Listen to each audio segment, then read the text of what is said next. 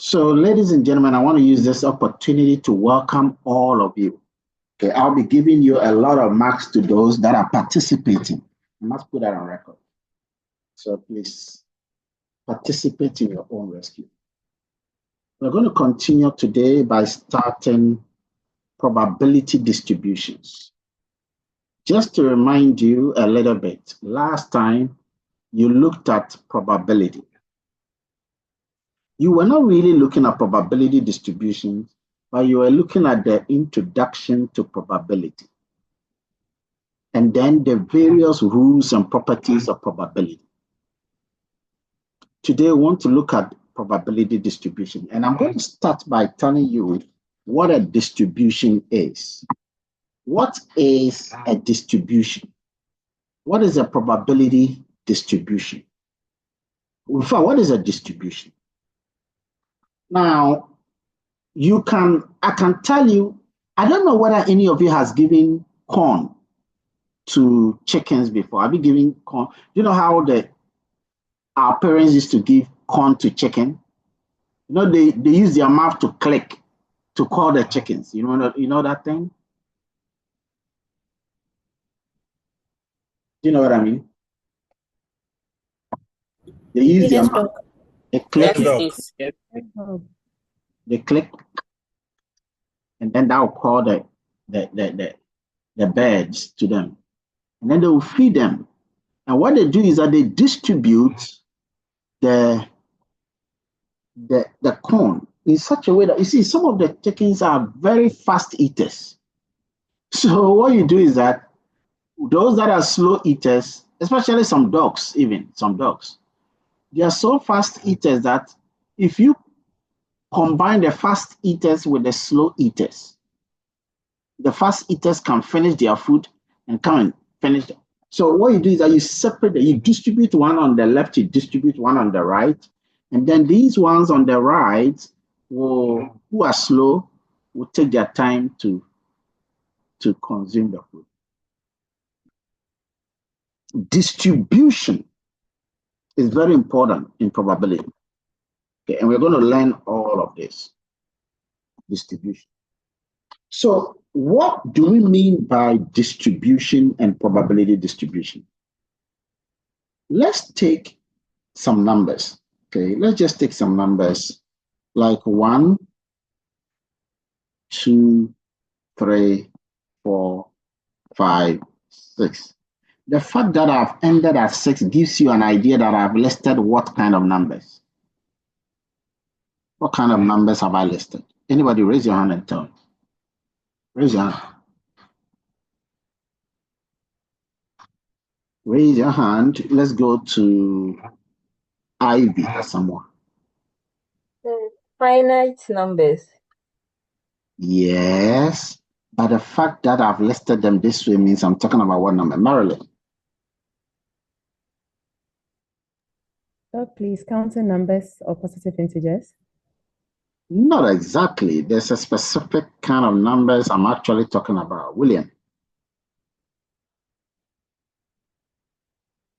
Discrete, sir. Sorry?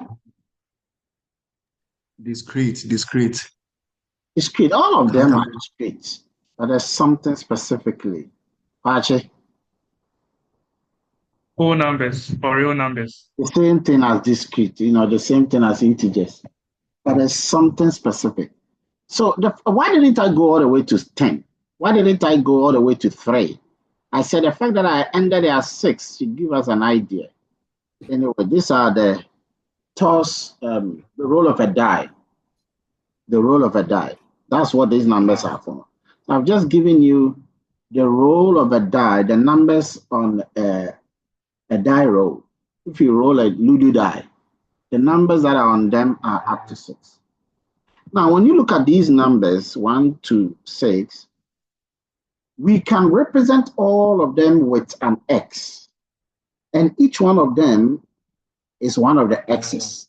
So this is X1, this will be X2, this will be X3. This capital X is what we call a random variable. So if I close my eyes and I said I'm selecting one of the numbers that can show when I roll a die, that small x will be one of these 6 numbers. But the possibility of any of them appearing is the random variable x. Now, the probability that this particular random variable is distributed in a particular way, that is what we talk about as the probability distribution. Okay, so this particular random variable x, and x is actually a real positive autant, a real number, and it is among the sample space of omega here. Okay, so what is the probability of the rolling of the die, one appearing? What shows that this, sometimes when we are starting the game, we really want 6 to appear. But sometimes you get to the end and the number you want is not 6. So what number do you want? 1. You just want 1 and you have won the game. And then that is the time you realize 6 will be appearing as if the demons are calling. The probability distribution, okay, is the way the numbers are likely to happen. How the probabilities are assigned to the possible values is what is known as the probability distribution. If you don't understand, you can ask. Now, last time we indicated that there are 2 types of probability distribution: discrete and then continuous. Discrete are those positive whole numbers, integers, countable. Continuous are uncountably many values. So continuous include decimals, 1.2, 1.3, but discrete is 0, 1, 2, 3, 4, 5, 6, and all of that. So we looked at them. Today, we want to look at the distribution of 2 of these discrete, okay, distributions. We are going to look at the probability distribution of 2 of the discrete random variable. That is the essence of today. That's all. But before we look at that, the 2, let's look at some of the common distributions that we know in the world. The first one is known as the uniform distribution. Look at the word uniform. Uniform here means that, the outcomes, all the outcomes are likely to equally be selected. Okay, so the possibility of any outcome to be selected is there. Okay, each outcome is likely equally to be selected. And if you have any distribution like that, that brings a typical example is the card. Okay, if I toss a coin, if I roll a deck of cards, and then you shuffle the cards, each card is likely to be selected. I'll show you what I do with that. Each card is likely to be selected. And the fact that each card has got an equal probability of being selected leads to the distribution becoming uniform. Okay, another example. And remember the case of a card here. I also spoke about a die. Uniform distribution can also be a die. And these 2 are both discrete. Don't forget, a card, a die, they are both discrete. But then uniform distribution can also be continuous. For example, the waiting time. If you are waiting to be served in a hotel, you can wait for 1 hour, 16 minutes, 34 seconds. You see, there are a lot of decimals in there. And so uniform distribution can also be a continuous random, can be based on continuous random variable. Okay, so just know what a uniform distribution really means. It looks more at the interval. Now here's a function. The f of x means that a function of x. And a uniform distribution, anytime you're looking at the distribution of a random variable, you look at, and when I say distribution, I'm talking about the probability distribution function.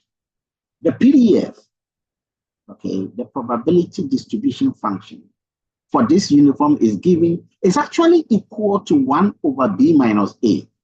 where the B here is the upper bound and the A is the lower bound. Remember, you need those two. Okay. And that is if A and B, the gap between them, the random variable is actually between A and B inclusive. Other than that, you have a zero. If you have such a situation like that, this is how we normally write it. So we say that this particular random variable X is uniformly distributed. That's how you write it. Is uniformly distributed as AB. Okay. And that is what you should, it's a very quite a common distribution. We are not looking at that.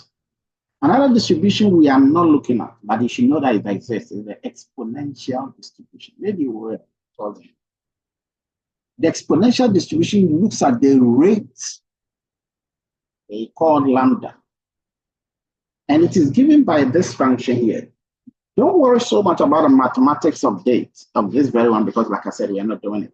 But you should know that it is actually 0 or 1 minus the exponent raised to the power negative lambda times x. Only if the value is positive or 0. If the x is positive or 0.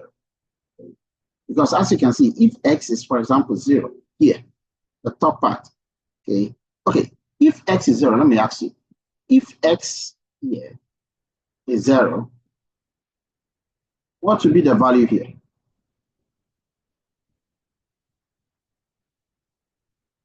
What will be the value? Give me the sense. 1. Yeah, okay. And therefore, 1 minus 1 here will be negative, will be 0. Okay? So what you are seeing here is the distribution function.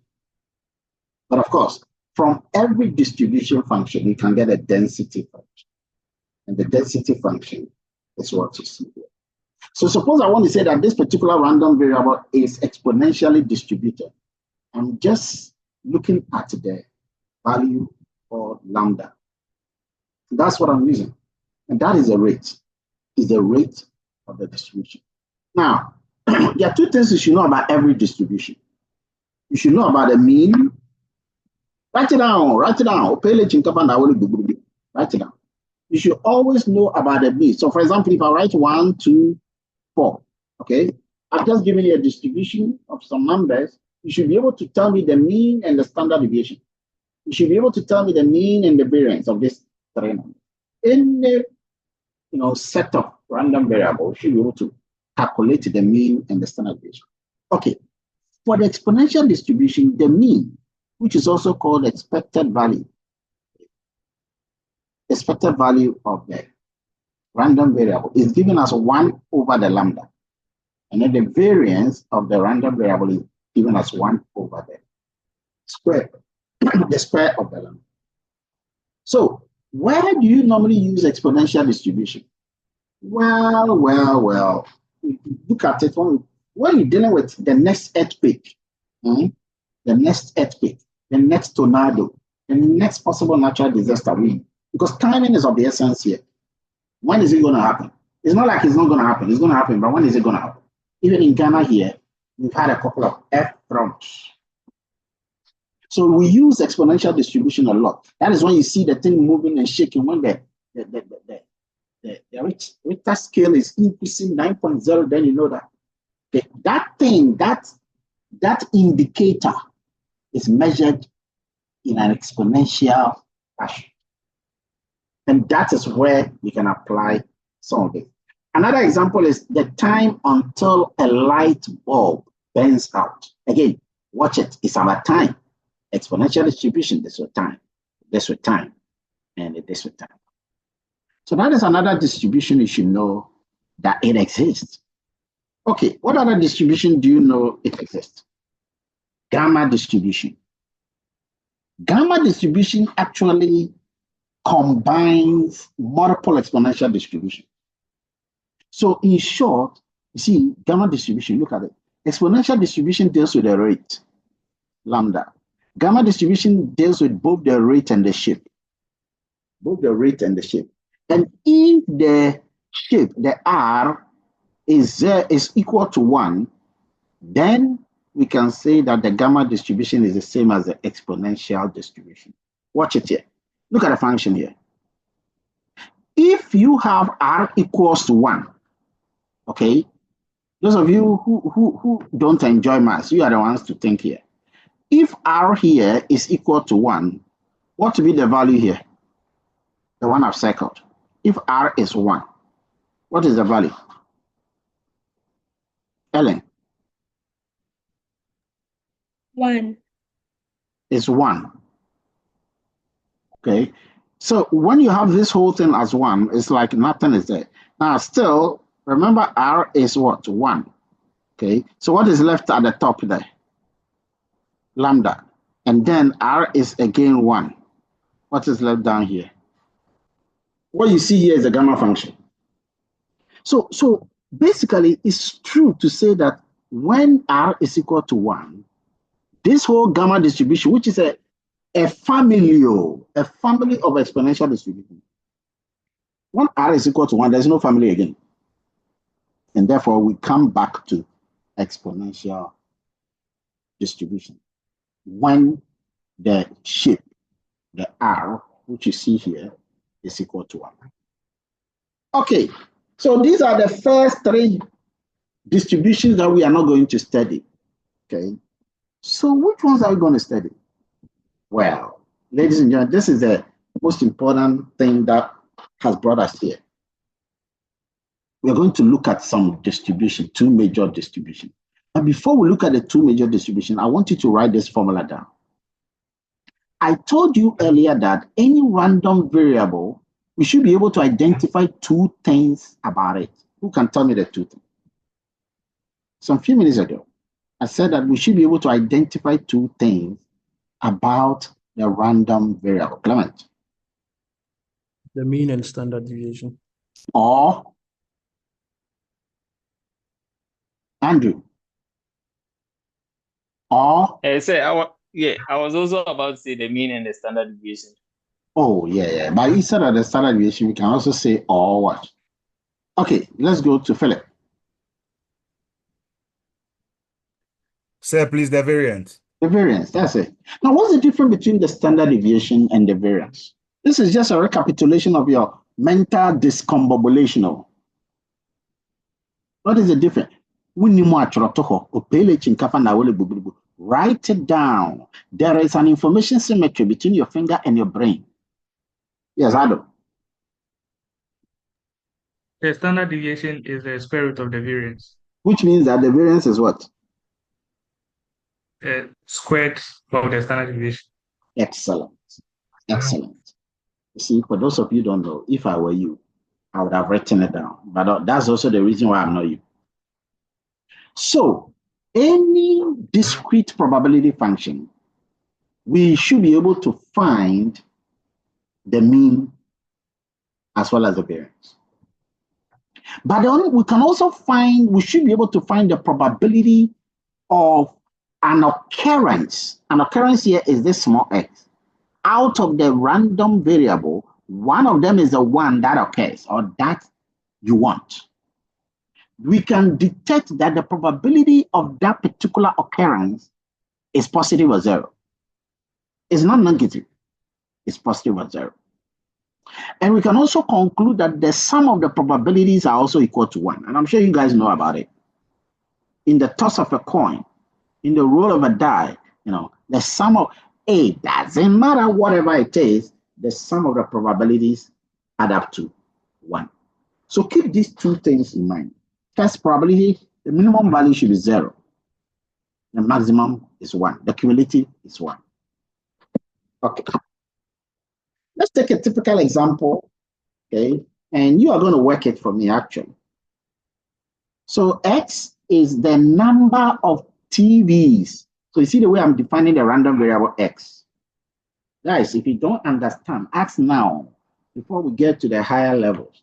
Because if you don't ask now, and we do get to the higher levels, then you're going to say that, well, hey, 25 years ago, you said something and I want you to go back the whole show.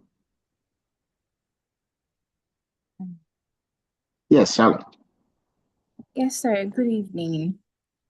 Please, my line was breaking a bit. I want to highlight something. You said two things to identify from what that gives us the standard variable and then the mean and variance.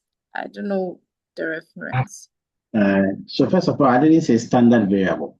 I said the mean and the variance. Okay. So two things that any probability distribution function should give you.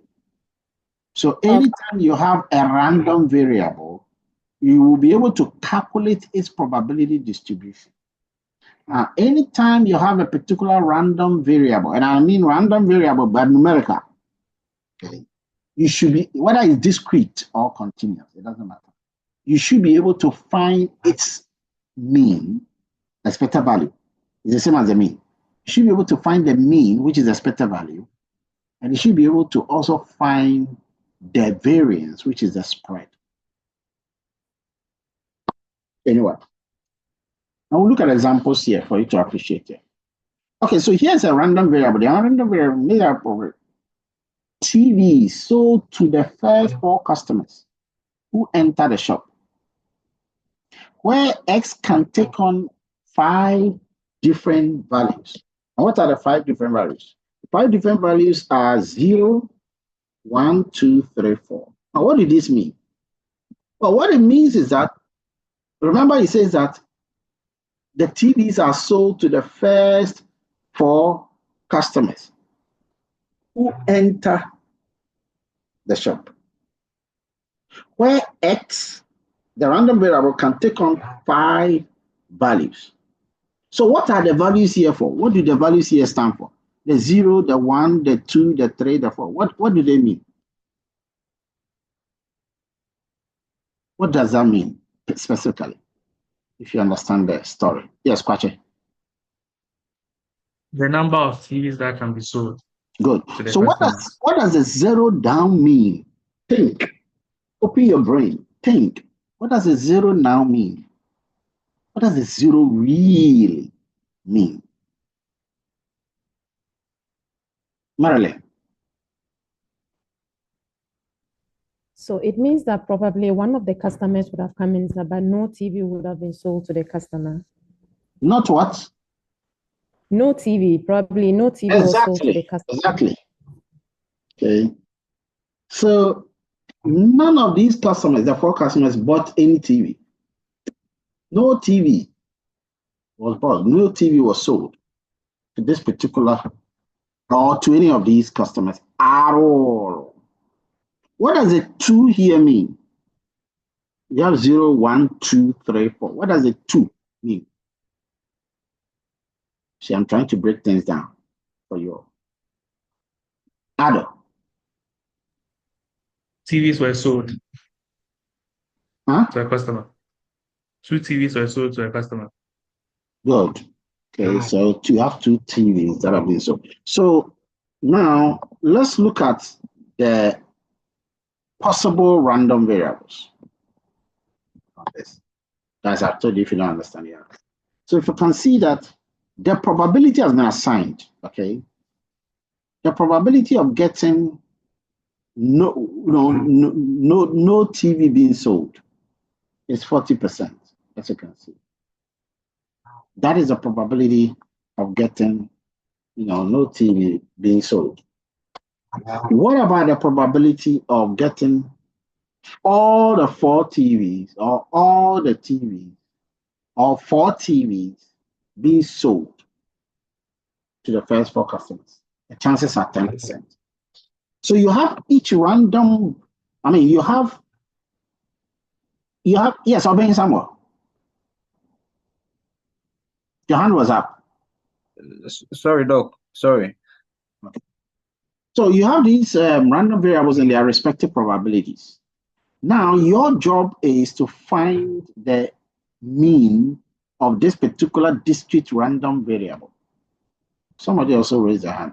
Find the mean of the discrete random variable. Yes, William. Doc, is this function saying that each customer can buy only one TV, or a customer can buy more than one TV? Or a customer can buy more than one. Of course, you can buy one or more than one. There are all possibilities. Okay. You can go and buy one. You can also go and buy two. Okay. So it's possible that you can sell the 4 TVs, but to only 2 customers or 3 customers. Yeah, you can. Okay. So now let's find the mean of this particular discrete random variable. The way you define the mean is mu. And this is given as the expected value of the random variable. Okay, so write this down if you don't know. The mu, this is for Greek letter mu, mu. Okay, we call it mu. This mu is the same as expected value of that random variable. How do you get the mean? Well, first thing you need to do is to find this one. You would be given the probability of each particular element of the random variable. And that element is an x. I don't know, k can be between 0 and 4. In our case, the k can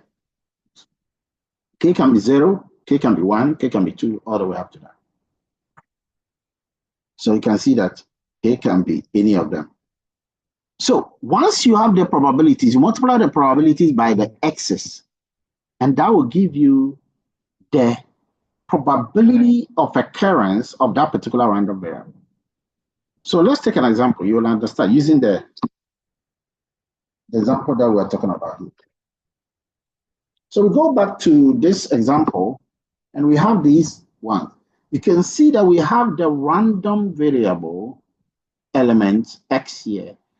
In order to know the entire mean, you got to multiply this random variable x by the probability assigned to the 0, and that is 0.4. You put it down. You do 1 times 0.25. You do put it down. 2 times 0.2. You put it down. 3 times 0.05. And then 4 times 0.01. You put all of it down. Then what do you do with it? Who can tell? After you've documented all of this, what do you do with them? And that gives you what? Paris. So please, you sum them up. And that gives you? And that gives you the expected value or the mean. Excellent. Beautiful. That is how you do it. Who has found it? Whilst we were talking, who has found it?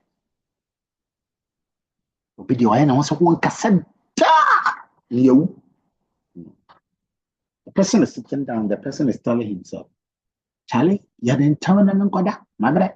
Eh? Yes, Benjamin. 2. You got what? 2. Benjamin, sorry, I couldn't hear you. Sir, please, I said 2, the number 2. How did you get it? How did you get it? I'm sure you've done your calculation and something. That is why you came out so incorrect. Someone. Is it someone?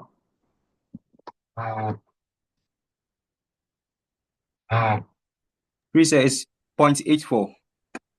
When you find their respective probabilities and you add them, hey, what are we talking about here? Let's go to GAPA. Hey. It's 1. It's 1. The mean, no. Hey, what is happening? Oh, sorry, the mean. Oh, how about, sorry. You are guessing. You didn't even calculate. Ellen. No, sir, it was just the probability. 1.2. Sorry? 1.2. Excellent. That is what it's supposed to be. 1.2. Yo, thank you very much for finally realizing. So you're going to get 1.2, as you can see here. This is an exam question. I'll just, change it and give it to you.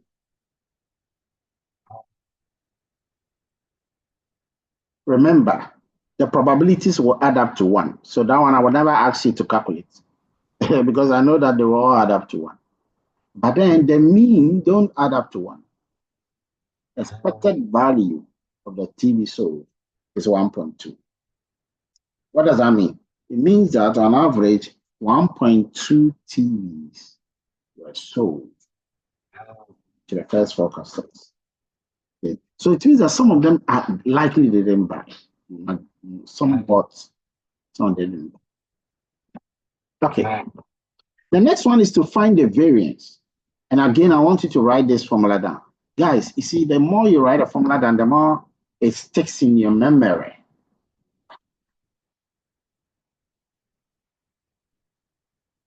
For those of you who have written it down, raise your hand and let me see. I need to be sure that somebody has done. If you have written it down, raise your hand. For the variance, okay. It's interesting, the same people are the ones raising their hand. All right, I've noted you down. So how do you find the variance?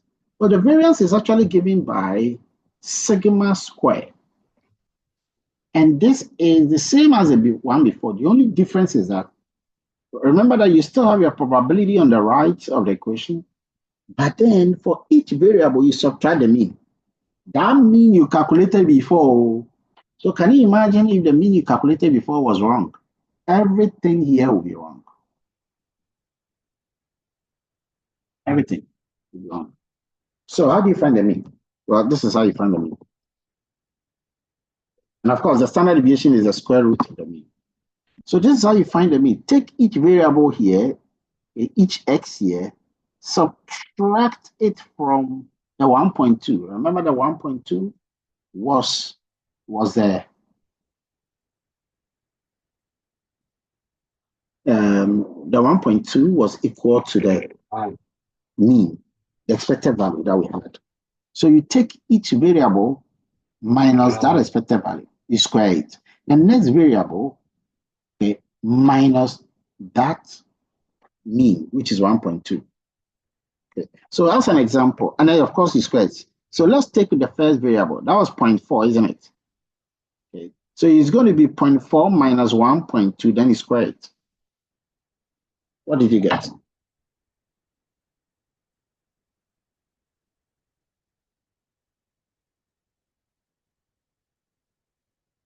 .4. Anyway, that's what you're going to get here. You're going to get all of them. It's good you work these things out yourself. And then when you finish, you will notice that the variance of the TV sold today is 1.66. That's the variance.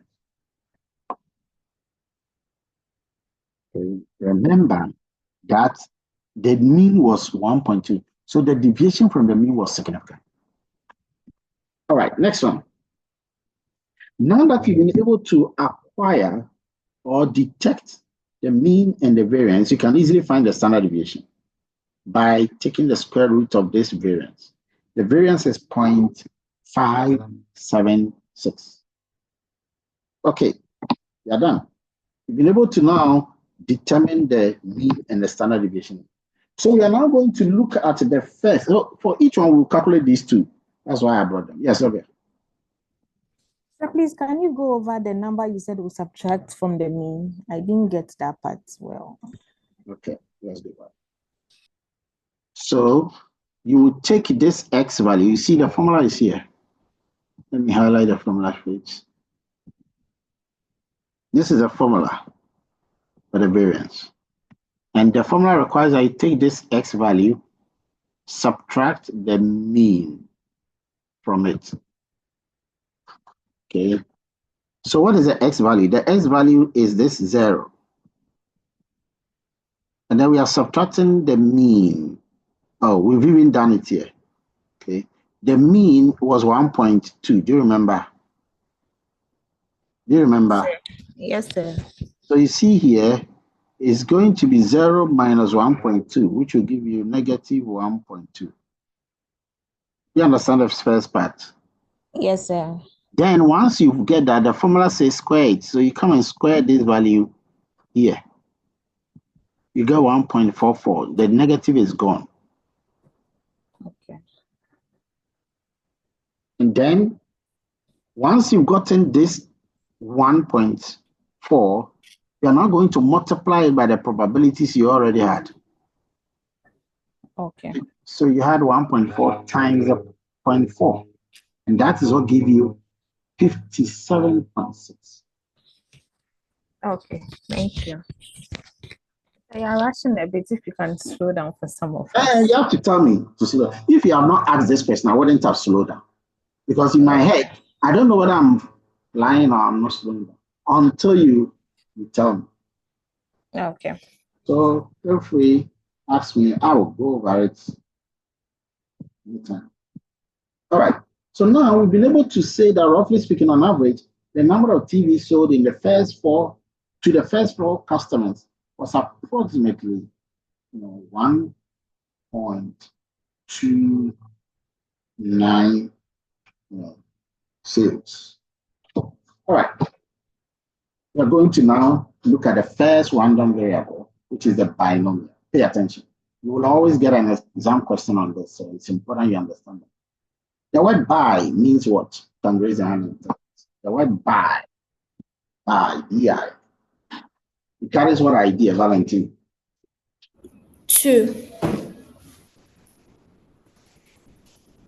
So binomial is a random variable. I mean, it's a probability distribution function.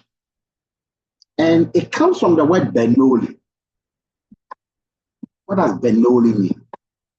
So what is the difference between binomial and Bernoulli? Well, when we talk about Bernoulli, it's not the same as the binomial, but they all carry the same mother or father. They have the same kind of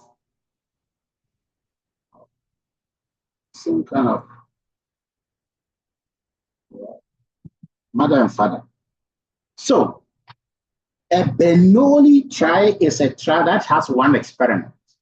So suppose I try to roll a die. Well, die is not the best one. Suppose I try to toss a coin. Okay, toss a coin. Once that coin toss is a Bernoulli experiment, and therefore it's a one experiment. But I want you to know a single Bernoulli trial, that's what it is. A single Bernoulli trial is binomial. So a single Bernoulli trial, it becomes a building block of the binomial distribution. So the Bernoulli that you guys see here is a special case of the binomial. That's a key point, right? Now, the Bernoulli is a special kind of the binomial, which means that the binomial is made up of multiple different kinds of experiments. But a Bernoulli is just one experiment. It's just one experiment. Now, binomial here means that you have an outcome that is either success or failure. And please, I want to put this on record. The word success here doesn't mean that the thing is good. Neither the word failure here means it's bad. Do not attach morality to these philosophical paradigms. So, I can say that a man and a woman, and then I can say that let a man be failure and a woman be success. It doesn't mean that a man is bad or woman is. No. So do not attach morality to the point. Just know that the outcomes are either going to be this or that. It's not going to be in the middle. That's why it's called binomial. Who can give me practical examples of life where there are only two possible outcomes? And last time somebody said day and night, and another person said no, it's not true, because you can have dawn. Yes, let's start with someone. Yes, the gender at birth, either male or female. I've said that. Hey. I said that. So who can give us another better one, Kwachi? Tossing a coin. I've also said that. We use those two many times. There's so many things in life. Oh. So many, Benjamin. The Sir, please, sitting on exams, you can either pass or fail. Good. Pass or fail. Very good. What else? Hope you didn't go and copy from the slide. So, yes, pass and fail. Yes. Charlotte. Poverty or being rich. Well, what about in the middle? Once you have a modicum of doubt, we all have a modicum of doubt, we don't accept it. Because we don't know. Those are not only two possible outcomes. Yes, question. So maybe switching a light, either on or off. You didn't sense it anyway. No. Okay, then that's good. That's good. So these are some of the examples you have on your screen. The success is when there are no defective light bulbs. Let's say you go to a hospital, you go and do a cancer test. The test can turn out to be what or what?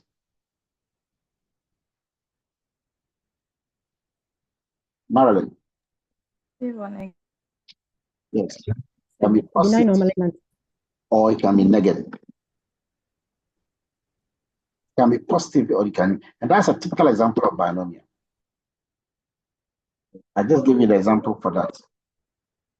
Then finally, job offer. When they offer you a job, you have the option of saying that you accept it or deny it. True or false? Do you agree with that? Yes. Yes. Yes, please. Yeah. And then in a game of Man United versus Liverpool, which of you watched that game? If you watch that game, in this game, we are talking more about the winning or losing. And so we put in draw as part of the losing. So do not get confused and these people should have made me join. No. Even though there can be a draw, we just state it as win or lose.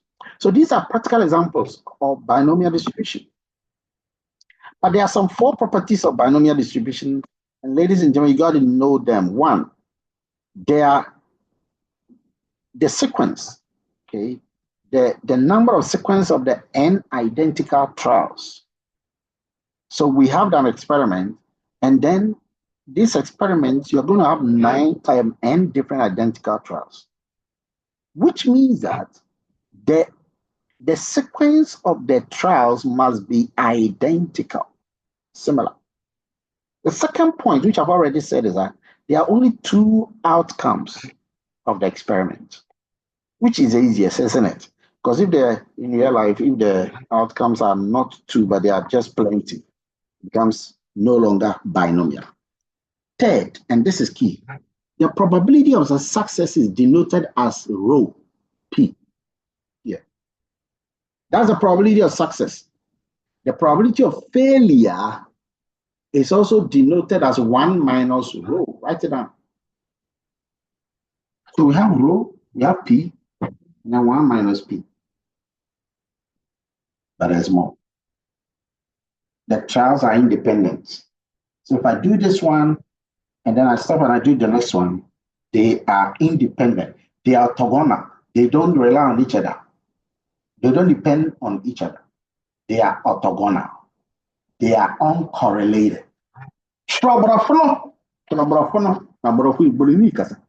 That is how you should look at it. Okay, let's look at how do you arrive at, now that you've identified that the thing is binomial, how do you arrive at it?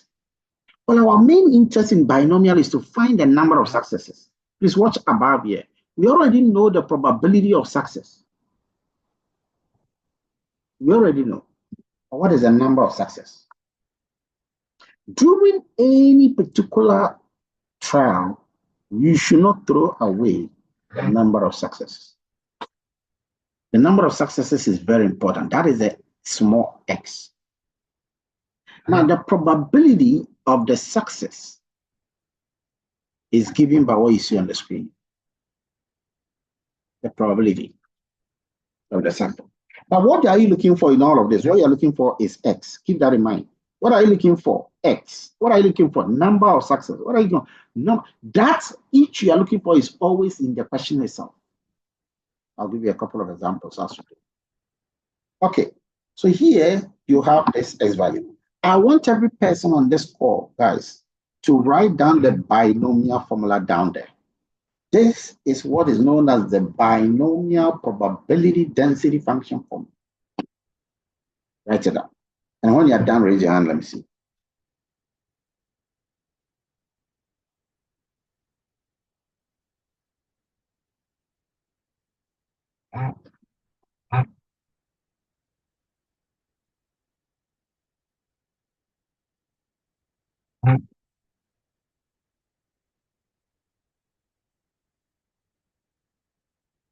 Right. So the reason why I told you to write this formula down is that the more you write it down, the more it sticks in your mind. Okay. So now I want you to look at the formula. What does the N stand for? Who can tell us? N for no. What does it stand for, Clement? The number of occurrence. The number of Occurrence. Yeah, but the... let's get a simple wood name for it. Who can give us a very simple name that we normally sometimes know? Joe? Yes, sir. It will be the number of items displayed. Yeah, but there's a better name for these things. Well, William? The number of events, sir. The number of events, yes. The number of events. The number of trials. Write it down. Write it down. The number of trials. The number of elements, or bet the sample size. That's usually the best way, the sample size. Okay, or the number of trials is the same thing. What does the exclamation mark stand for? Who can tell us? The exclamation mark after the N, what does it mean, Perez? I think it's factorial. It is factorial. What you can tell me, and again, I want those who don't understand, because if you don't understand here, you see people shout the answers, and then you're telling your head that because you're shouting the answers, your head knows the answer, they are shouting already, which means your head is wrong, because many people. Okay, excellent. What is the P? What does the P here mean? Come on, the next person. What does the P or the rho, what does it mean? Charlotte. Oh, sir, please, I have a question. Go ahead. Please, you said the exclamation mark stands for? Factorial. Oh, let me go back there. Factorial. It's like factor. Factorial. It's a beautiful mathematical symbol. What is 3 factorial? Who can show us how to get 3 factorial so that our sister will understand? Kwache. 3 times 2 times 1. Good. So 3 factorial is written as 3 times the next one below 3, which is 2, times the next one below 2, which is 1, and you're done. The person who asked the question, please, do you understand what I mean? Yes, sir. Thank you very much. But now you're going to do this for me. Okay. And by the way, this one, the answer is going to be 6. I want you to do this 4 factorial for me. Who was the one who asked that question? No, Kwache, not you. You have bypassed the PhD level. Is this person who asked the question on factorial? I want that person to answer this. It's me, Charlotte. You're hiding. You don't want to. Oh my God. So it's going to be 4 3 2 1. If I am right. What will be the answer for that? 8. I'm wrong. See, already you have killed your spirit. Nobody's holding you, but you have already told your inner being that you are wrong. So even though we are not talking about, we are not looking for wrong answers, you are telling me that you are wrong already. So who can give us the right answer? Raise your hand and tell us. Sylvia. 24. Good. So that is how you calculate factorial. So 4 factorial will be 4 times 3 times 2 times 1. Okay. 1 factorial is what? Who can tell us? 1 factorial. Yes, Adam. 1. What about 0 factorial?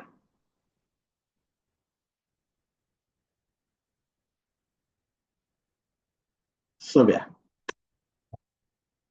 0. No. 0 factorial is 1. Go and find out why. Find out why. Before you see it somewhere. Let's move on.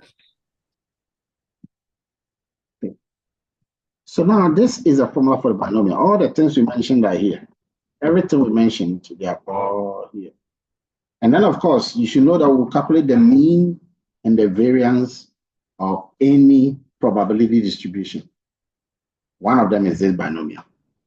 So let's take an example. Look at this formula and write them down. Write them down. An example.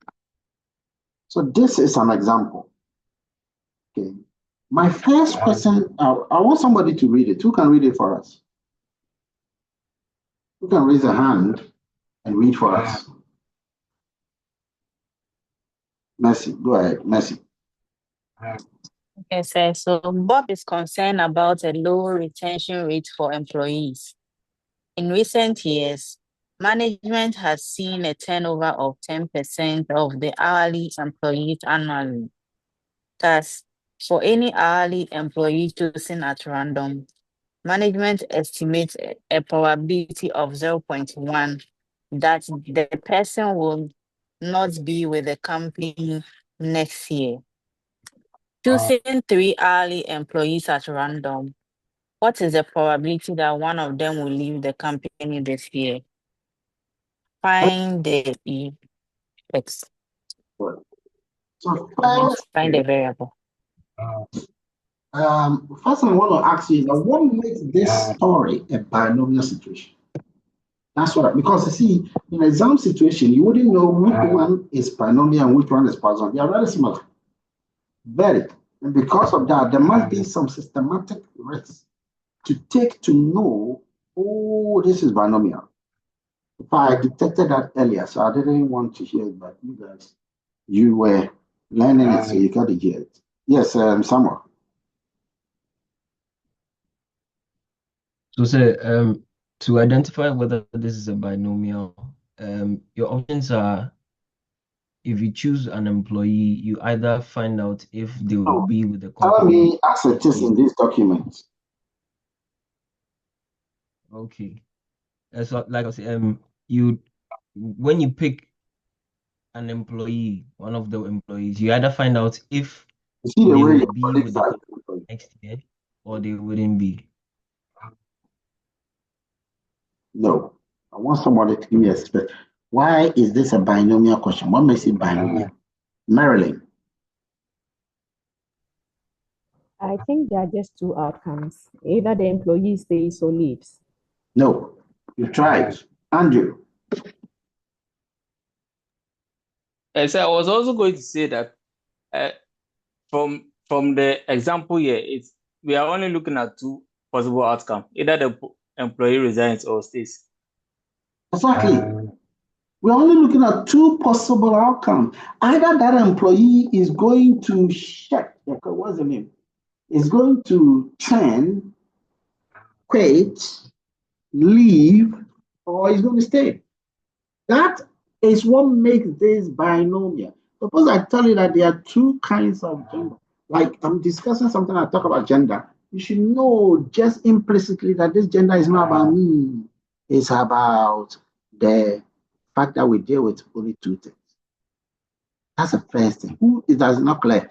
Who finds this a little bit unclear before we move on? All right. So now we know it's binomial. Yes, Sylvia. Just sir, please go over the explanation you gave. Okay. So anytime you read a story like this, you ask yourself, what are they looking for? What is the goal? And towards the end, you see that it says that choosing 3 hourly employees at random, what is the probability that one of them will leave the company? So you read that, and then you have to, so it means that it's possible that a person will leave. It's also possible that a person will stay. That is what makes it binomial. Okay. After you've identified the binomial, now follow me here. So now in your head, you know it's binomial. Write all the elements down. You need to know your n, you need to know your p, you need to know your 1 minus the p or rho, and then finally, you need to know the x in question, because the x in question is what is asking. So what is the n here? Who can tell us?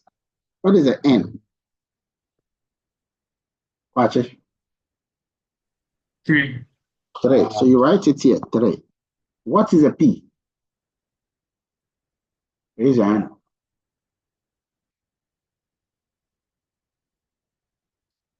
Valentine. Doc, I have a question. Please, why is N3? Okay. Add the teller. N is 3 because N is supposed to be the number of trials. So we are choosing 3 employees. So we are choosing 3 times. That sense. Okay. 3. So yeah. Yes. Oh, okay. You have to read everything. Okay. You go somewhere and then you realize that, hey, Mayra. All right.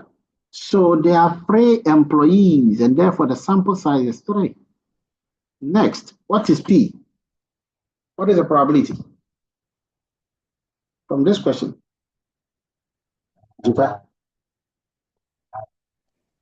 the probability is 0.1. You are talking about the probability of success, right? Yes, please. Good. Guys, if any of you don't understand, let's know. Says that for an hourly employee chosen at random, management estimates a probability of 10% that the person will not be with the company next year. So the probability of success is 0.1. So what is the probability of failure?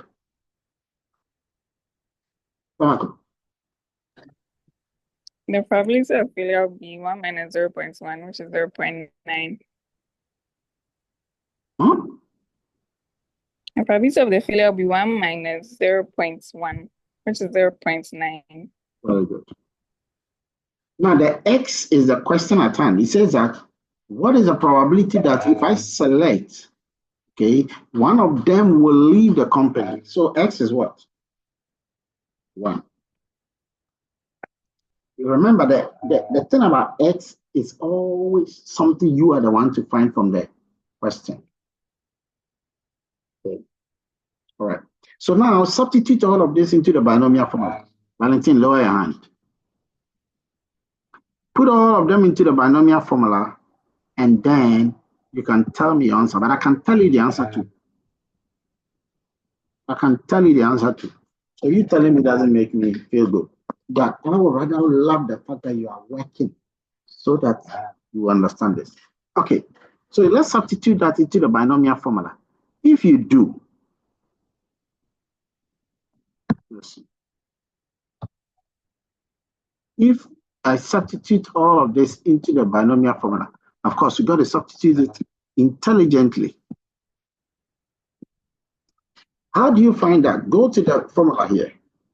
You've listed all the things that got to be listed. Now, who has found the probability, by the way? Okay, so if you do this, you substitute all the elements in there. Oh, and then you multiply by 100. Remember, that of the guy was 0.81. And so yes, right. That gives you 24.3. This is the answer you're looking for. When you come to be an expert in it, you will not even look at this thing. You will go advanced level. Okay, so now we know that the probability that x is equal to 1 is the whole of this. That means that you got it. Anyway, the next part of the question, if you look here, it says that find the expected value of x. But I'm adding, find the expected value of that random variable x, provided that it is equal to a number. Because you got to know the number. The expected value, remember there were how many employees?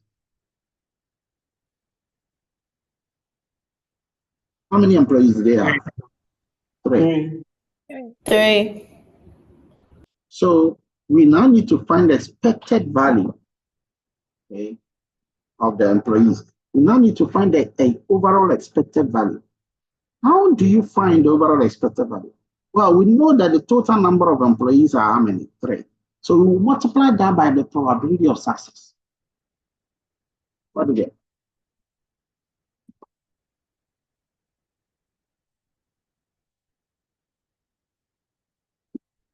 You can tell me the value.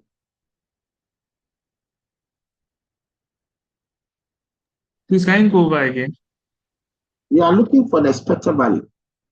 The expected value is given by E of x. Remember we gave it E of x equals to NP. NP. N is for the sample size. P is for the probability of success. Yes, Melissa. 0.3. Yes, you get 0.3. So when you do that, we're going to get 0.3. Watch the way it was calculated. You see, sometimes when these answers are given to you, your brain works against you. It tells you, oh, I know. You've been able to find the expected value in binomials. So what is the next thing? The variance. How do you find the variance? This is the formula for the variance. Remember, the variance I showed you is the samples, the trials, multiplied by the rho into bracket 1 minus the rho.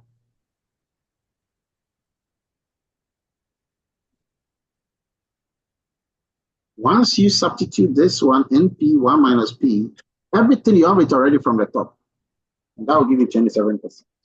So you should learn how to find an element of binomial and then be able to calculate it. Next one. You can work all of these things in Excel. So I'll put some Excel in your work where you can do everything related to this in Excel. Okay. So that Excel, I've given you a data set. Should I show you a little bit of it? Yes, Doc. Yes, sir. Let me go and show you a bit of it. This is started so that you know how to calculate it. One day. Your children and your children's children will know that you are the borrower. You are the borrower of your class when you were no borrower. Okay, so here I have a binomial situation. Please, do you see my screen? Ivy, your hand is up. Yes, sir. Please, I'm unable to download or open the Excel, so if you could Don't worry, share. you can open it.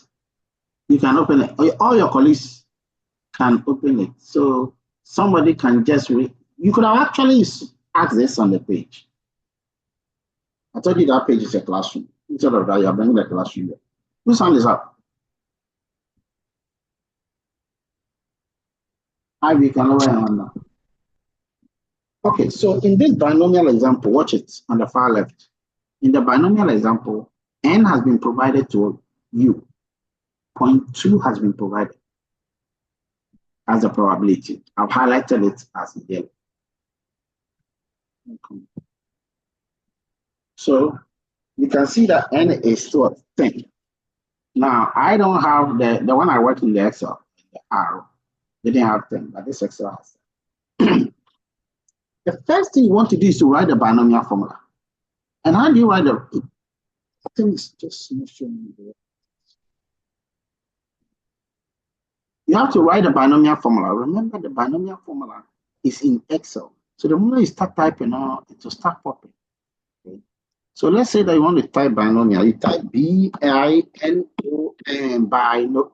But before you do that, bring an equal to symbol. Equal to B-I-N-O. And you can see that it brings the binomial distribution right there. Okay. So if I take this, double click this,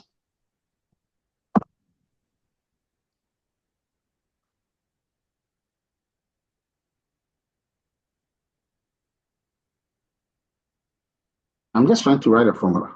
If I do equal to binomial, and then you select from the distribution, then you get your binomial. Why is this thing giving me? Okay, I'm not putting the value.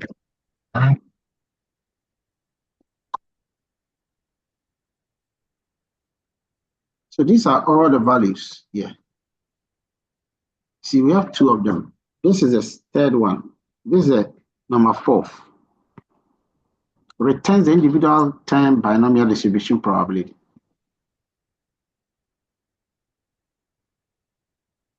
I'm not writing the term was binomial. I guess I some just misbehaving.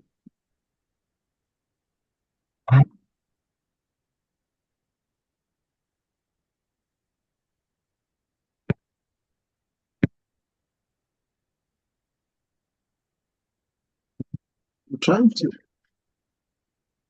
Okay, so you guys can see there. Look at the top there. So you have binomial dot distribution. Okay, then the first thing you see blue there is numbers.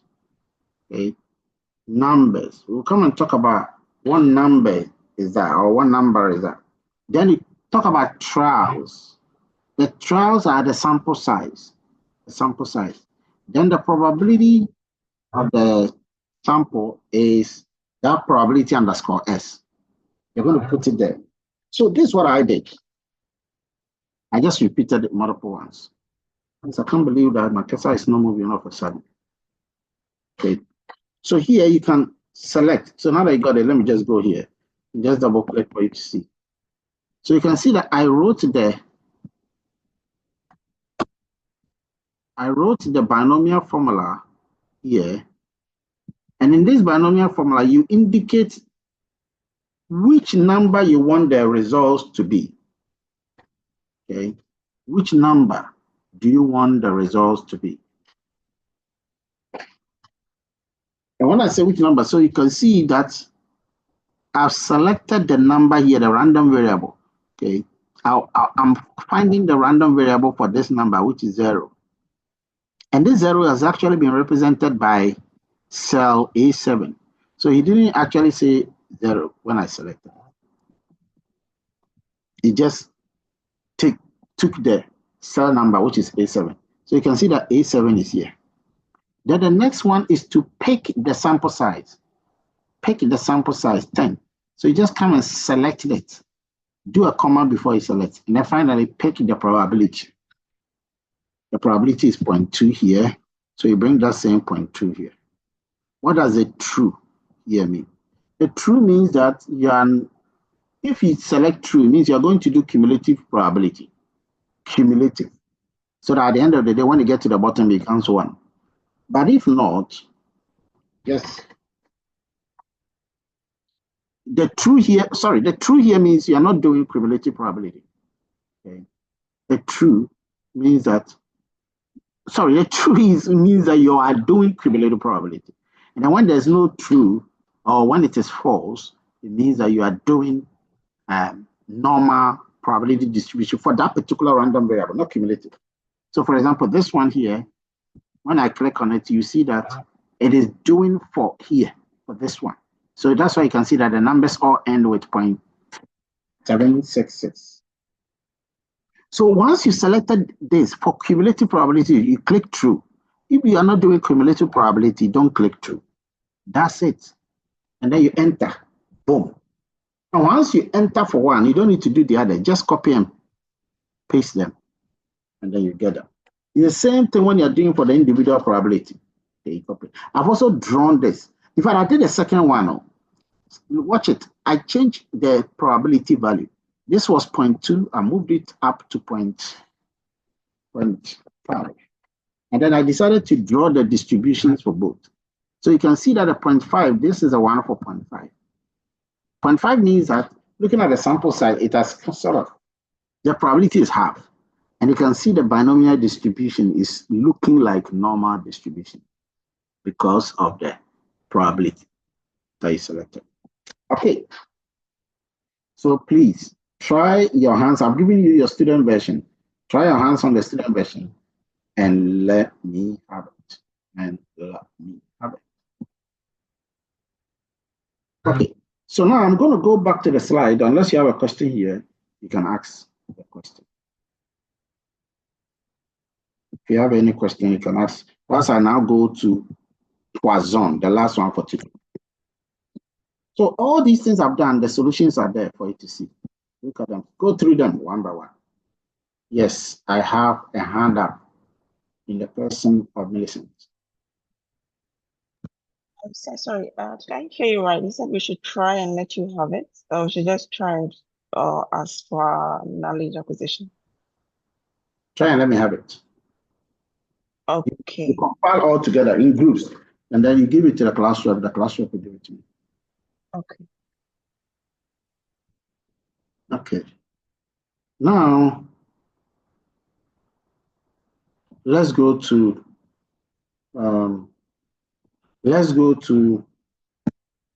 which one? Let me just reshare my slides. We are now going to go to the last distribution known as the Poisson distribution. The Poisson. Poisson. Get ready. Get ready to rock and roll. Oh, my screen is frozen.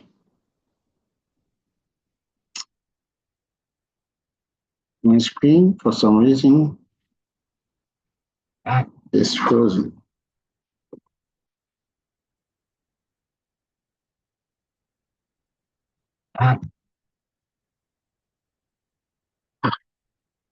You guys see the screen? Yes, please. Yes. Yes, sir. Why is it not presenting itself?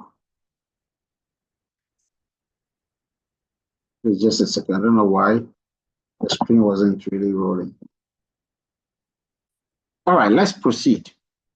So, after the binomial distribution by hand and also in Excel, we are going to go to the Poisson distribution. This is the Poisson distribution. What is that? Okay. A Poisson distribution is it's easier than the binomial, depending on how you look at it. But sometimes some people say it's difficult. But the only thing about a Poisson distribution I want you to know, which should catch you well, is this word. A Poisson distribution is used to estimate the number of events, here's a word, over a specified interval, space, or length, or area. So one thing, the difference between binomial and Poisson is something I always ask a question on. You should know the difference. So when I put two questions down, if you don't take it, you'll not even know the difference, which one is binomial, which one is Poisson.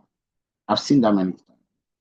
But one clue is that you will know that Poisson talks not about the event itself, but then not about occurrence of the event. It's talking about the event within a specified period of time. The event within a specified period of time. In other words, the thing must happen. For example, if I talk about a football match, it's not just the football match. The football match is happening within 90 minutes, isn't it? The football match is within 90 minutes. Suppose I talk about arrival of students in a class in the first 2 hours. So I have put a time bound to it. But you can also put a space bound to it. You can put a length bound, an area bound. You limiting not the thing happening, but the happening when. It's happening in the morning. Okay, in the morning when you are putting a time, or where you are putting the space. Okay, so it's also a discrete random variable. Don't forget, which means that we are dealing with whole numbers. Okay, and it assumes an infinite sequence of values from 0 all the way upward. So my question to you is this: I have some questions here. I have some statements here. Statement number 1 to 5. You're going to tell me which one is Poisson. I've mixed them. which one is Poisson, and which one is binomial. If you can tell me which one is Poisson and which one is binomial, I can tell you in totality that you are not far away from the kingdom of God. So let's start with the number one. Phone calls received at the reception desk in an hour. Is it binomial or Poisson? Merci. It is Poisson. Poisson, you are correct. Customers arriving at a toll booth per day. Sandra, Yeah, it's binomial. it's wrong. I need some of you guys who can tell us why this is not binomial. Who can tell us why this is not binomial? Elizata.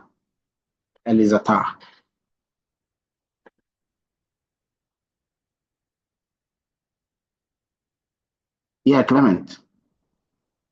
Because of the weather arrival, the arriving. No. Hello. Sorry, this is Elizata. Yeah, Elizata. Yes, I think it's Poisson because there's a time specification in the statement you read. What time specification was that? Per day. Per day, that's it. So the thing was happening within 24 hours. So he's limited you, and that shows that the thing is Poisson. Guys, know your steps. Okay, the flaws, the mistakes on the length of a cable. Is it binomial or Poisson? Be careful there. It's tricky. It's tricky. Let's go to Andrew. Sir, it's binomial. Why? Because we are looking at the mistakes, not the length of the cable, but rather the mistakes on the length of the cable. So there can be either a mistake of flaw or there will be no flaw. No, it wasn't like that. Once length had come, look at the top. I told you that anytime you have something within a space, I said within a specified space, specified length, within a specified area, within a specified time, that is when we talk about Poisson. And here there's a length of a cable. Any question on this? If you have a question, unmute yourself and ask. Okay. So now we go to pregnancy. I knew that by the time I move on, somebody will say,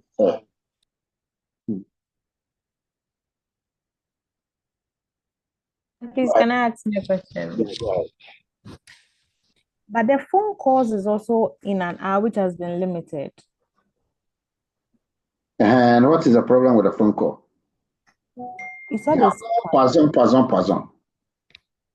Then I'm not understanding it though. Not that you're not understanding it. You said, but the phone calls is also what? In an hour. And so it should be what? Oh, okay. It's okay. I get it.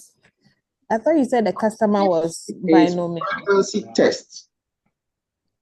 Pregnancy test. Is it Poisson or binomial? Let me give it to a lady. This one there for them.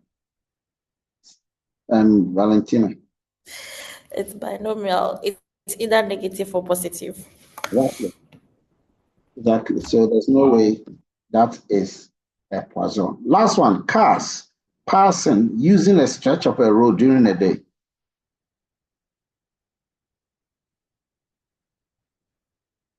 Let me give this to Ellen. This is Poisson. It is Poisson. What was the key word that guided your thought? The during a day. During the day, excellent. So guys, this is a special skill you should all develop, okay, so that you'll be able to master this whole picture of Poisson distribution. So there should be no iota of doubt in your head at all anytime this comes up, because it's something you can tell yourself, I will break you before you break me. So you should not let anything stop you from that. Okay. Now, let's take an example. Yes, Jifa. Dr. Peter, I have a question. What about the example we solved earlier about the employee turnover? There was a part that mentioned per year in it.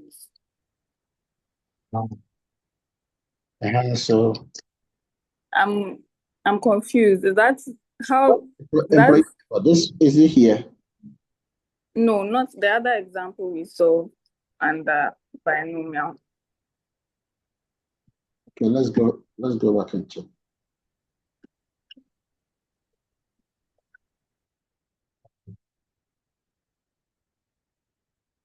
Yeah, here. Yes, please. Where is it?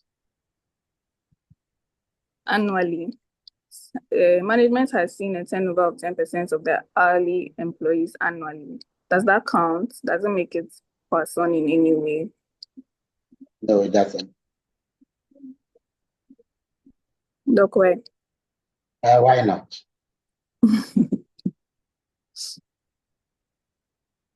It says management has seen a turnover of 10%. Oh, I watched that.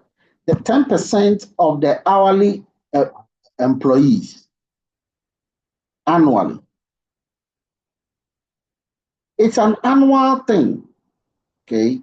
It's not the average. And remember, it's not even the random variable here. What you are seeing here is a probability. Okay. What you are seeing is just a 10% probability that they are telling you. Okay. Okay. Yes, please. Thank you. So there's a 10% probability. Okay, let's move on. I'll give you more examples of this so you can crack it. Your hand is still up.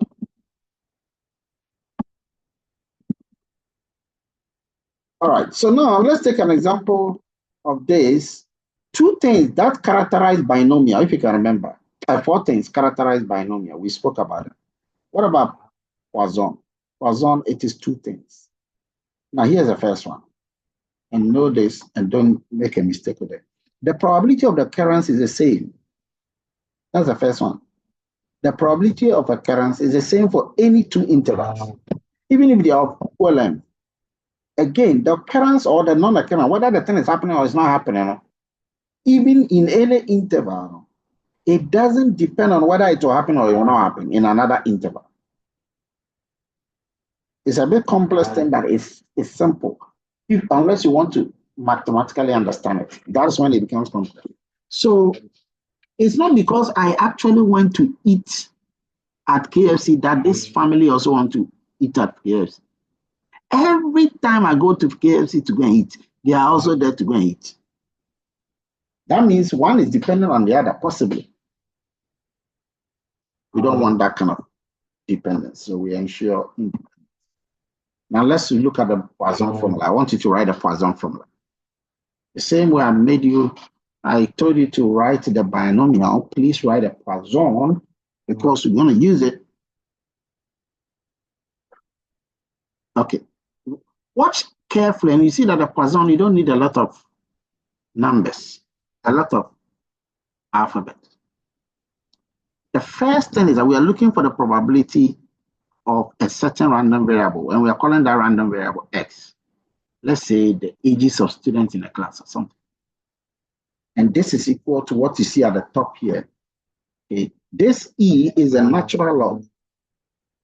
It's common. So on a calculator, remember you use calculator for this. So on a calculator, you go and punch the E function in the exponential function in a different way. If not, you may have to type it when you get together. But remember that it is raised to the power negative lambda.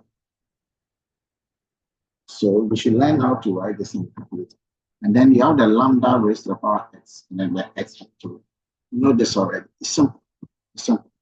Now, let's take one example to make home, to drive home. Oh, by the way, the mean and then the variance of the binomial we know. Okay, you remember, in case you forgot, let me just remind you. The mean was NP, do you remember, for binomial? And then the other one is NP into bracket 1 minus P. So that's the variance. What about Poisson? What is the expected value as well as the variance? Well, the expected value and the variance are the same. It's a beautiful property. The mean and the variance are the same.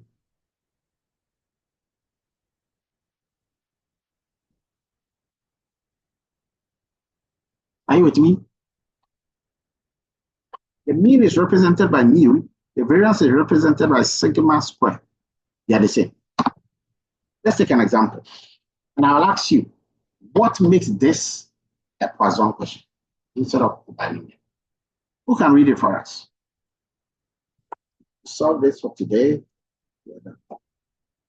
Who can read for us? Yes, Sandra.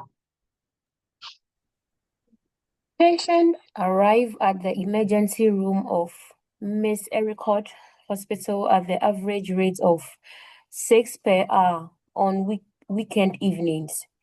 What is the probability of 4 arrivals in 30 minutes on the weekend evenings? You can tell me what makes this Poisson or binomial? Which one you are using? What makes this Poisson or binomial? Let's talk.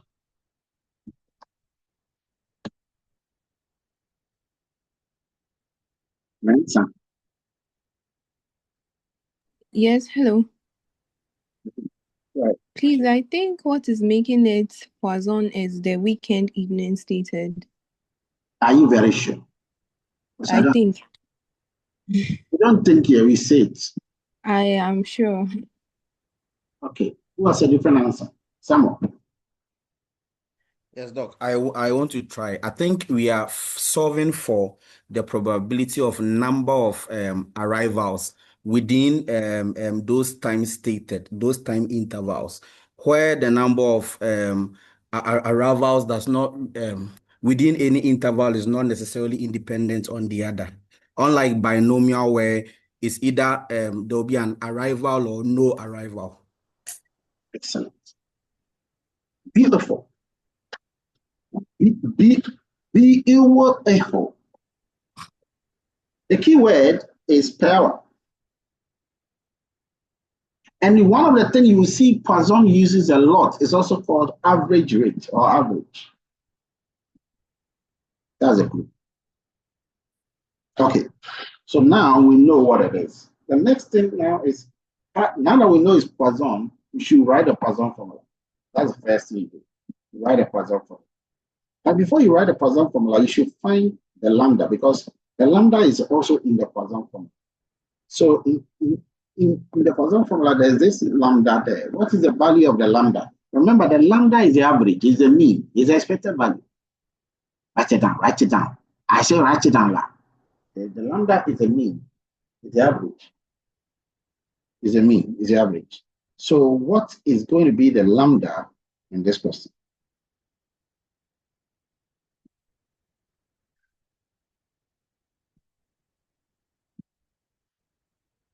Yes, Pache. 6. 6. Okay. Now, you are right. Guys, pay attention here. This is deep. He's right. So the lambda, let me just write it here, is actually equal to 6 hours.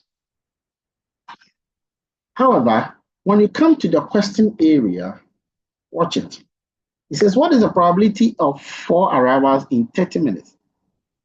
Instead of putting it in hour now, he is rather saying that give me the probability that there will be 4 people arriving at the emergency ward in 30 minutes. So that means that if you want a new lambda, you need to convert this 6 hours into minutes. Okay, so if you have 6 patients arriving in an hour, then how many do you think will arrive in 30 minutes? How many will be arriving in 30 minutes? Average of 3. Hey guys, you don't know if more or less they divide. Okay. So you have 6 patients arriving in every 1 hour. So if you want to know how many arrive in 30 minutes, every 1 hour is 30 minutes, isn't it? Sorry, 60 minutes. Okay, so 30 minutes is just going to be half of the whole thing. That means you're going to have 3. So we know that this lambda is technically 6 hours, which means that it is how many hours in terms of 30 minutes? It is 3 half an hour. 3 half an hour time. Okay. So now let's identify the elements. What is the first element? Is a mean. We already have it. What is the second element in the formula? What's the second element? One can challenge. When I am back, I say, I didn't make a fast. When I ask you the question, I answer. Because it's right on the screen. Yeah, Jiva. The second element is X, E. No, X. Yeah, because the E is a number we know, 2.718. Yes, X. So it's the X. And that is inside the question. What's the probability of 4 arrivals? So you're going to do that, the probability that X, capital S is equal to 4. That's all you have. That's all you have. So let's substitute all of that into the Poisson formula, which you have written, which I know you only wrote it. Majority of you didn't write it, first of all. That's what it is. But then if you have written it, it will help you big time. So the lambda is 3 half an hour. The X is 4.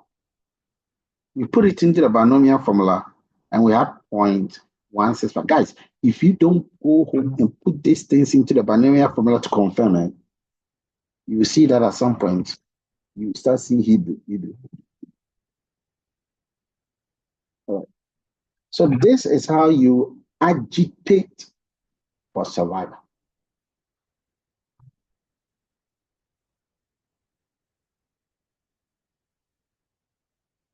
Any question on this? Now watch this, that you notice that the probability didn't say above, it didn't say above or above 4. Above 4, it didn't say that. Watch the sentence. Okay? If you check the question, that's why the question is very important. It says that, what is the probability of 4 arrivals in 30 minutes on a weekend? It didn't say, what is the probability of at least 4? Or what is the probability of no more than 4? If it had been no more than 4, how would you have written the probability? Watch it. No more than 4 means less than 4, right? Less or equal to 4. So it means that you're going to write probability of X less or equal to 4. Is going to be, now we need to find the probability of X equal to 0, because we are doing it everything below 4, including even the 4. So you have to do probability of X equal to 0 plus the probability of X equal to 1 plus the probability of X equals to 2 plus the probability of X equals to 3. Okay, the last one is what? Yeah, 3. And then the final one is the probability of X equals to 4. So you do each of these probabilities, and then what do? You sum them. If the question had been less than 4. But this one, it was exactly 4. That's it. I want you to know that second part because it's important. That's the one that will come in exams. So when you have it for most, you see this one says probability of S is equal to 4. So when you have it most like this, okay, it means that you find only 1. But when you have greater than or equal to, less than or equal to, you have to find the number of what you are supposed to find. Okay. So that is how you are. Oh, what is the mean and the variance? Well, from here you can see we're able to find that the mean is 3 half an hour. So here, the same thing, the mean will be 3 half an hour. And then what about the variance? It will also be the same thing. The variance will be 3 half an hour. So you've been able to find the mean, you've been able to find the variance of this Poisson. You are good to go. You can do this in Excel. Okay. So in Excel, you can just input this. Okay. Lambda is equal to 12. This is from the previous data set when you go to the Excel. And then you can find each of them. Watch the way I put in the formula. Guys, you got to go find this formula and put it in yours and find how it's working. It will work. Beautiful. It will work for you. I'll give you an example pretty soon. But this is a probability distribution function for x less than or equal to 4, okay, for this data set. Now let me just go here and then show you an example in Excel. So I just want to show you because I showed you the other one in Excel for the binomial. So I want to show you this in Excel for the Poisson. The computer has been very weak slow today. Oh, look at me. Instead of showing the Excel, I'm still showing this one again. Is the Excel. There you go. So guys, well, this is what I did for the binomial, which we went through it and all. Let me just do this.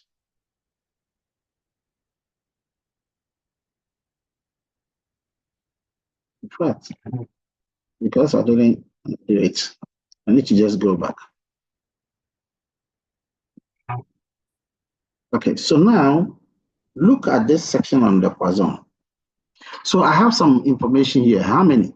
Lambda has already been given. Okay. You will notice that lambda has already been given as 12. Okay. Now I have for each of the x's, the random variable. The first one is 0.000001. How do you find the Poisson? Look at it. Once you come here, you do equal to, you type Poisson, you see that the Poisson distribution will come. And then the first thing you select is what? You see that here. Okay. The first thing you select is the x variable. So you go and pick this x variable into the formula here. Then you pick the mean. The mean is 12. But you don't need to type the 12. Just, click here, delete it, and select the 12. So you can see that I put the lambda or the 12 on top of the data set. Then finally, you select the cumulative frequency, if that's what you want to do. Okay. If you don't want to do the cumulative frequency, but you want to do the normal one, you do the normal one. And then you start calculating. So when I put the cursor here, okay, when I put the cursor here, come on. You see that it's picking the formula that, so it's using A4, okay, and A4 is this 0.0001. I don't know why this thing is not. Okay, so that's the 0.001 here. Then it's also taking, if you look up here, it's taking B2. What is a B2? The B2 is the lambda, which is a 12. And then finally, it chose that you want cumulative, so it chose true. That is how, remember. Remember that you can do this for each of the data set, though. Because you see, it goes down up to 20. So the sample size is 20 for those very example. Okay, please go ahead with your question. So please, you said A4 is 0.00001, but A4 is 0. Sorry, it's a typo. A4 is 0. Okay, because the value is the x value, which is the first of which is the 0. So it's the x value. The ones that you see here, let me just wipe it up. The ones, come on. The ones you see here, this is the individual probability and this is the cumulative probability. So the 0 will lead to this for the individual probability, and the 0 will lead to that for the collective and the cumulative probability. That is how you execute this thing in Excel. So, ladies and gentlemen, what I want you to do is you don't need to find for the Poisson, but go through it yourself. I want you to go through it and work it as a group and then show clearly how you understand it on the paper. That is how you execute binomial and Poisson distribution. Please, any question? This is where you can ask all your questions because we are done.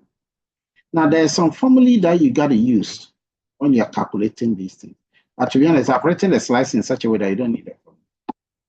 So, for example, if you look on the left here, you will see, yes, Samuel. Yeah, sorry. The Excel file we downloaded, we don't have the X values and then the F cumulative values. I don't know if I've gotten the wrong Excel file. Yeah. Your job, that's why I say it's a homework for you and your group. Your job is to fill in the FX and the cumulative. Oh, okay. Okay. That's your job, is to fill those sections, and then as a group, you let me have it.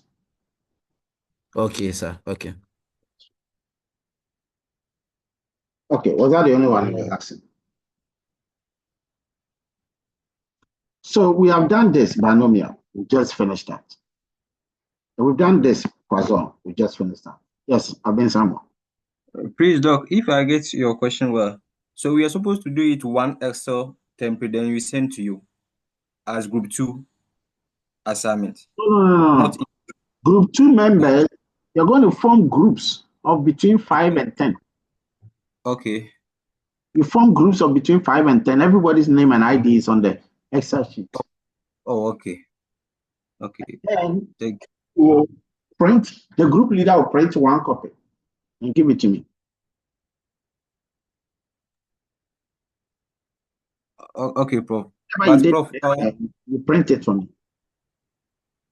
Okay. Prof, please, most of us not stay around Accra. So can you give another alternative to submit the assignment? Yeah, that's why you're doing both online as well as the hard copy. Oh, okay.